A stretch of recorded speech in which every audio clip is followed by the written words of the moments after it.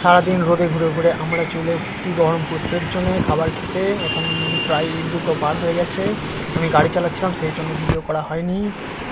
প্রথমে নিয়ে নিয়েছি আমরা রাইস, 2টো সবজি, ডাল, ভাত, শাক,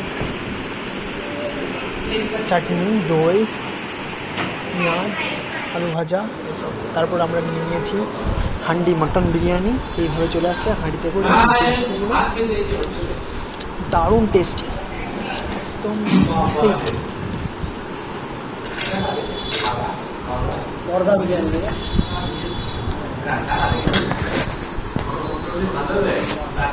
দেখতেই পাচ্ছ কত সুন্দর মাটির হাঁড়িতে হান্ডি বিরিয়ানি, খাওয়া কমপ্লিট করার পর আমরা চলে যাব মলে।